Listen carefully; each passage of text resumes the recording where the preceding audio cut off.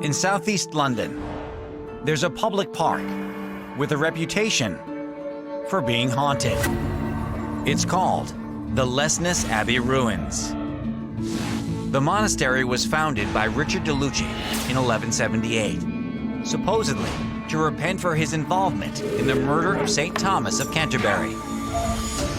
Today, it's a popular tourist attraction that many believe is home to several spirits, including the ghost of de Lucci's great-great-granddaughter, Rosia of Dover, whose mummified heart was found on the grounds by archaeologists in the early 1900s. Rosia grew up at the Abbey, and, according to reports, her spirit can still be found walking amongst what's left of her childhood home. And recently, a woman who lives nearby believes that Rosia, or another spirit from the Abbey, may have paid her a visit. And surprisingly,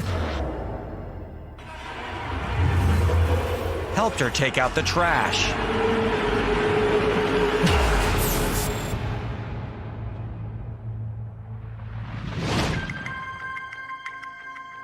February 2020, Kent, England.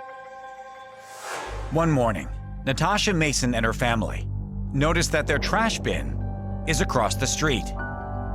Curious to find out how it got there, they check their security camera, and what they see is beyond comprehension. Watch as their trash bin rolls forward about a foot at 3:40 a.m. Then, it shoots in between the two cars and pauses at the end of the driveway, before taking off again, this time all the way to the other side of the street. My name is Natasha and this is my video. So we noticed that the bin had moved. My mum got up in the morning and she's like, "Where's my bin across the other side of the road?" And we was like, "That can't be our bin." So she went and got it, and me and my dad checked the CCTV and noticed that the bin had just managed to move in the morning. It was very weird. We couldn't quite figure out what had happened. What's even more bizarre is that the trash bin has only two wheels on the back, which prevents it from moving on its own. So you have to sort of tilt it to move it. So it's sort of like, how did it manage to get down the other end of the driveway? When you first see the garbage can move, you're thinking, oh, that was kind of strange. But then it moves again and picks up speed, yet it's very carefully navigated in between these two parked cars. It doesn't hit either of them.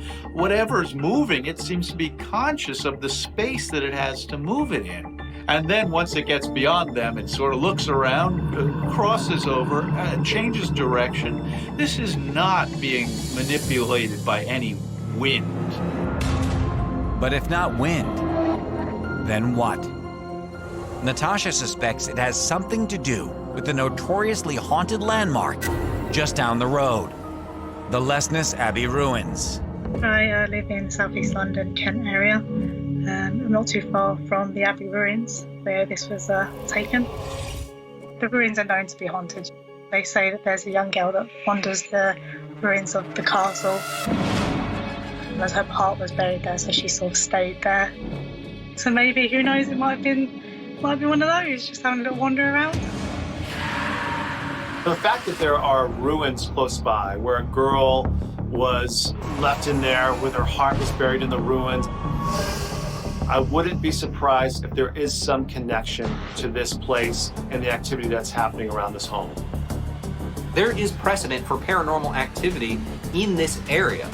In the 1930s, there was a photo of a ghostly monk sighted near here.